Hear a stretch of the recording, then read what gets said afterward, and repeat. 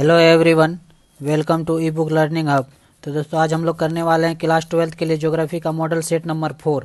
इससे पहले 3 set upload हो चुका है। अगर आप नहीं देखे हैं तो वो भी देख लीजिए, आपको बहुत ही हेल्पफुल साबित होगा एग्जाम में।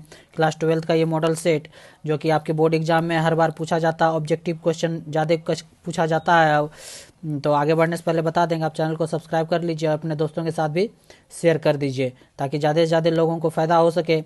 और आगे चलिए देखते हैं आज का ये इंपॉर्टेंट ज्योग्राफी का मॉडल सेट 4 है। इससे पहले हिस्ट्री का भी, पॉलिटिकल साइंस, इकोनॉमिक्स सबका भी मॉडल सेट अपलोड हो चुका है। उसको भी आप देखना चाहते हैं तो देख सकते हैं, प्लेलिस्ट में जाके खोजना, आपको मिल जाएगा। ओके, तो चलिए देखते हैं आज कौन कौन से इंपॉर्टेंट क्वेश्चन है जो कि एग्जाम के दृष्टिकोण से बहुत ही महत्वपूर्ण होगा आपके लिए। देखते हैं पहला क्वेश्चन क्या है। पहला क्वेश्चन है, एंथ्रोपोजियोग्राफी पुस्तक के लेखक कौन है?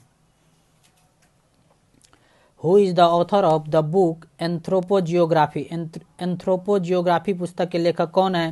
तो ये होगा रेटजेल। कौन होगा? ऑप्शन नंबर ए सही हो जाएगा। कौन? रेटजेल जो है वो एंथ्रोपोजियोग्राफी पुस्तक के लेखक हैं। ध्यान रखना, आपको इंपॉर्टेंट क्वेश्चन है, पूछा जा सकता है एग्जाम में। ओके, चलिए नेक्स्ट क्वेश्चन में चलते हैं। भारत में जनगणना कितने वर्षों के अंतराल पर की जाती है? भारत में जनगणना जो है, सेंसस जो है, वह कितने वर्ष के अंतराल पर की जाती है? तो ये की जाती है 10 वर्ष के अंतराल पे। याद रखना आपको 10 वर्ष। ओके, 10 वर्ष याद रखना है। नेक्स्ट क्वेश्चन पे चलते हैं। कृषि में निम्नलिखित प्रकारों में से किस में मुख्यतः रसदार फलों की खेती की जाती है? कृषि में जो है कौन से कृषि प्रकार में जो है रसदार फलों की खेती की जाती है?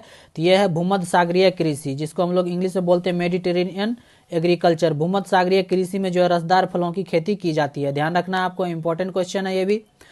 नेक्स्ट क्वेश्चन पे चलते हैं। निम्नलिखित देशों में से कौन सा आसियान का सदस्य देश है? टोटल आसियान में जो है वह 10 देश का कंट्री ग्रुप मिला के जो है आसियान बना हुआ है ग्रुप। उसमें आसियान का कौन सा सदस्य है, इस दिए गए ऑप्शन में से आपको बताना है। तो ये ऑप्शन हो जाएगा कौन सा? गो नंबर ब्रुनेई। ब्रुनेई जो है वो आसियान का सदस्य है। और भी इसमें 10 कंट्री हैं टोटल, बाकी और 9 कंट्री हैं। तो बांग्लादेश, ब्राजील, मेक्सिको, ये सब जो है आसियान के सदस्य नहीं है। ध्यान रखना आपको, इंपॉर्टेंट क्वेश्चन है कि आसियान में 10 मेंबर हैं और इंडिया जो है इसका मेंबर नहीं है। इंडिया आसियान का मेंबर नहीं है, ये भी आपको याद रखना है। ओके, चलिए नेक्स्ट क्वेश्चन पे चलते हैं। निम्नलिखित में से कौन संसार की सबसे बड़ी नदी है? संसार की सबसे बड़ी नदी पूछ रहा है, मतलब लार्जेस्ट रिवर पूछ रहा है, लॉन्गेस्ट नहीं पूछ रहा है। तो लार्जेस्ट रिवर है सबसे बड़ा कौन? ये है अमेजन। अमेजन नदी जो है वो सबसे बड़ी नदी है, सबसे लार्जेस्ट रिवर है। लॉन्गेस्ट पूछेगा, सबसे लंबी नदी पूछेगा तब हो जाएगा नील नदी। ओके, ध्यान रखना है आपको, इंपॉर्टेंट है। सबसे लॉन्गेस्ट पूछेगा तो नील नदी, और लार्जेस्ट पूछेगा लंबी बड़ी नदी, तब अमेजन हो जाएगा। ओके, इंपॉर्टेंट क्वेश्चन है, ध्यान रखना आपको। चलिए नेक्स्ट क्वेश्चन पे चलते हैं। नेक्स्ट है, निम्नलिखित में से कौन सा नगर गंगा नदी का प्रमुख प्रदूषक है? कौन सा शहर जो है गंगा को सबसे ज्यादा प्रदूषण फैलाता है, प्रदूषण सबसे ज्यादा कचरा उसमें गिरता है गंगा नदी में, कौन से नगर से?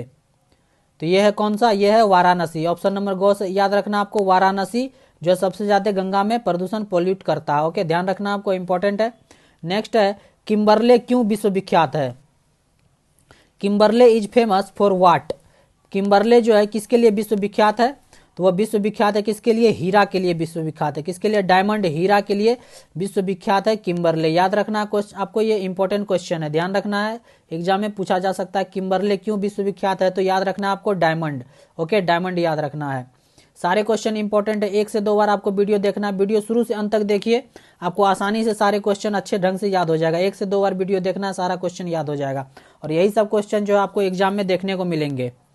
चलिए नेक्स्ट क्वेश्चन में चलते हैं। नेक्स्ट है, किस अवस्था तक मानव शैशव काल की अवस्था में रहता है? किस अवस्था तक मानव जो है वह शैशव काल की अवस्था में रहता है? तो ये हो जाएगा 15 वर्ष। कब हो जाएगा? 15 वर्ष की अवस्था तक जो है मानव शैशव काल में रहता है। ओके, ध्यान रखना है आपको। नेक्स्ट क्वेश्चन में चलते हैं।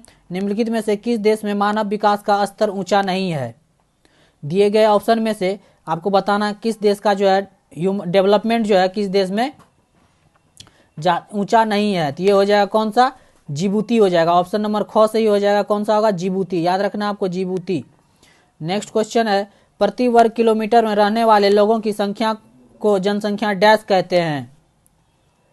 प्रति वर्ग किलोमीटर रहने वाले, 1 वर्ग किलोमीटर में जितना लोग रहते हैं उसके जनसंख्या को डैश कहते हैं। क्या कहते हैं? घनत्व कहते हैं, डेंसिटी कहते हैं। ओके, डेंसिटी कहते हैं। और भारत में जो है किस राज्य का सबसे ज्यादा घनत्व है? वो है जनसंख्या घनत्व, वो है बिहार का। याद रखना आपको, बिहार का जो है सबसे ज्यादा जनसंख्या घनत्व है।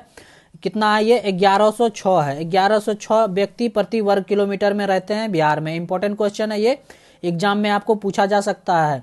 ओके, याद रखना, याद कर लेना है आपको। 1106 बिहार में जो है सबसे ज्यादा जनसंख्या घनत्व है भारत में। नेक्स्ट क्वेश्चन पे चलते हैं। नेक्स्ट है, निम्नलिखित देशों में से किस में सर्वाधिक लिंग अनुपात पाया जाता है?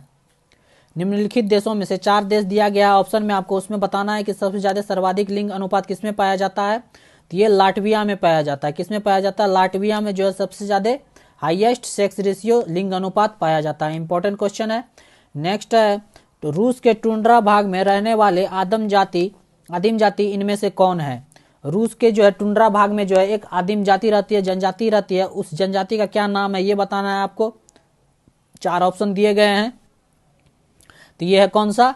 ऑप्शन नंबर ग, याकूत। याकूत जो है ये रूस के टुंड्रा प्रदेश में रहने वाले आदिम जनजाति हैं। याद रखना आपको, याकूत। ये इंपॉर्टेंट क्वेश्चन है, एग्जाम में आपको देखने को मिल सकता है। ये सब क्वेश्चन जो है कंपटीशन में भी पूछा जाता है। ओके, तो इसलिए आपको याद कर लेना है, एग्जाम में भी आपको देखने को मिल सकता है कि रूस का टुंड्रा भाग में रहने वाले आदिम जाति जो है कौन सा है। तो ये याद रखना आपको, याकूत। उल्टा भी पूछ सकता है, याकूत जो जनजाति है वो कौन से देश की है? तो याद रखना है रूस। दोनों तरफ से आपको क्वेश्चन पूछा जा सकता है, याद रखना है। ओके, इंपॉर्टेंट है। यदि आपको वीडियो पसंद आए तो लाइक कीजिएगा, चैनल को सब्सक्राइब कीजिएगा और अपने दोस्तों के साथ भी ज़्यादा से ज़्यादा शेयर किया कीजिए, ताकि इस तरह से और भी आपके लिए मॉडल सेट हम लाते रहें। ओके, चलिए नेक्स्ट क्वेश्चन पे चलते हैं। नेक्स्ट है, वर्ल्ड वाइड वेब WWW के आविष्कारक कौन है? WWW वर्ल्ड वाइड वेब का आविष्कारक कौन था? तो यह है Tim Berners Lee. Option number गो सही हो जाएगा। टिम बर्नर्स ली जो है वो आविष्कारक थे WWW के। याद रखना आपको। नेक्स्ट है, स्वेज नहर का निर्माण कब हुआ? स्वेज नहर का निर्माण कब हुआ था, कितना ईस्वी में, ये बताना है आपको। तो ये हुआ था 1869 ईस्वी में। कब हुआ था? 1869 ईस्वी में स्वेज नहर का निर्माण हुआ था। याद रखना आपको, इंपॉर्टेंट क्वेश्चन है ये भी। नेक्स्ट है, निम्न में से कौन प्रथम भारतीय उपग्रह हैं? भारत में जो छोड़ा गया सबसे प्रथम भारतीय उपग्रह कौन है? तो ये होगा आर्यभट्ट। ऑप्शन नंबर को सही हो जाएगा। क्या हो जाएगा? आर्यभट्ट जो वो प्रथम भारतीय उपग्रह थे। याद रखना आपको, बहुत ही इंपॉर्टेंट क्वेश्चन है ये। नेक्स्ट है, एशिया की सबसे बड़ी मलिन बस्ती धारावी कहाँ स्थित है? एशिया की सबसे बड़ी मलिन बस्ती जो सलम है वो धारावी जो है वह कहाँ स्थित है? तो ये भारत में स्थित है और ये मुंबई में स्थित है। कहाँ पे? भारत के मुंबई में स्थित है मलिन बस्ती धारावी। याद रखना आपको, इंपॉर्टेंट क्वेश्चन है। नेक्स्ट है, निम्नलिखित में से किस क्षेत्र में प्राचीनतम सुविकसित नगर पाए गए हैं? प्राचीनतम सुविकसित नगर कहाँ पाए गए हैं? तो ये होगा इंडस रिवर वैली। कहाँ हो जाएगा? Indus river valley. ओके, ध्यान रखना है आपको, सिंधु घाटी। ओके, ध्यान रखना है। नेक्स्ट क्वेश्चन पे चलते हैं।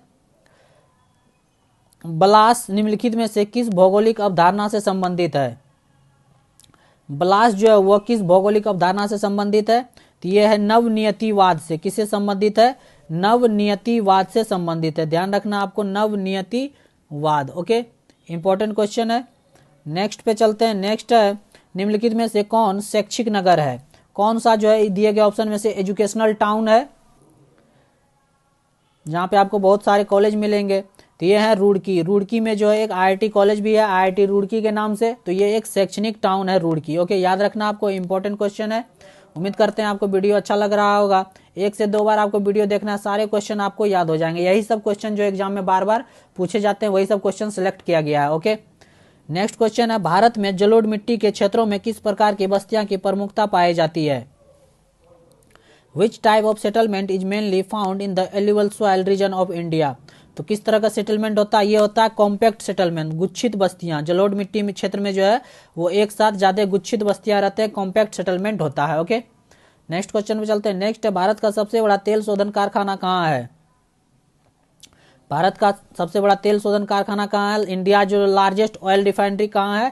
तो ये जामनगर में है। कहाँ पे है? जामनगर में। ओके, जामनगर में है। ओके, हेमेटाइट अयस्क में किस धातु का उत्पाद होता है? हेमेटाइट अयस्क में जो है वो किस धातु का उत्पाद होता है? तो ये होता है ऑप्शन नंबर क्या हो जाएगा इसका?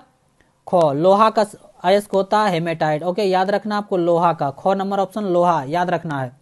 नेक्स्ट है, भारत का हुगली औद्योगिक प्रदेश किस राज्य में स्थित है? भारत का हुगली जो है औद्योगिक प्रदेश वो किस राज्य में स्थित है? तो ये है कहाँ पे? पश्चिम बंगाल में। कहाँ पे स्थित है? पश्चिम बंगाल में। ओके, आपको क्वेश्चन अटेम्प्ट करना है और मन में ही सोचना है कि कौन सा आंसर सही होगा। ओके, तो इससे आपको पता चलेगा कि कितना हम सही बनाए, कितना गलत बनाए। ओके, चलिए नेक्स्ट क्वेश्चन पे चलते हैं। नेक्स्ट है, राष्ट्रीय विकास परिषद का अध्यक्ष कौन होता है? राष्ट्रीय विकास परिषद का अध्यक्ष कौन होता है? तो ये होता है प्राइम मिनिस्टर। कौन होता है? Prime minister. प्रधानमंत्री जो है वो राष्ट्रीय विकास परिषद नेशनल डेवलपमेंट काउंसिल का अध्यक्ष होता है। याद रखना, आपको इंपॉर्टेंट क्वेश्चन है ये। नेक्स्ट है, निम्नलिखित में से कौन भारत का सबसे बड़ा पतन है? कौन सा जो भारत का सबसे लार्जेस्ट पोर्ट कौन सा है, पतन कौन सा है? तो ये हो जाएगा कौन सा? मुंबई। मुंबई जो है वो सबसे बड़ा पतन है, सबसे बड़ा पोर्ट है इंडिया का। ओके, ध्यान रखना आपको, इंपॉर्टेंट क्वेश्चन है।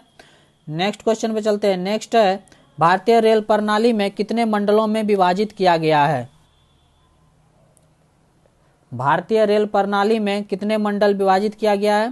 तो इस ऑप्शन के हिसाब से तो आप 17 मार्क कर सकते हैं, लेकिन एट प्रेजेंट जो है अभी जब है एट प्रेजेंट 18 मंडल है। ओके, याद रखना आपको 18, यदि ऑप्शन में 18 मिले तो 18 मारना है, और ऑप्शन में यदि 17 मिले तो आपको 17 मारना है। ओके, एग्जाम में जिस हिसाब से ऑप्शन मिलेगा उस हिसाब से आपको मार्क करना है ऑप्शन, कि भारतीय रेल प्रणाली में कितने मंडल है, कितने जोन है। 17 रहेगा तो 17 और 18 मिला तो 18। ओके, नेक्स्ट, निम्नलिखित में से किसको लाफिंग गैस के नाम से जाना जाता है?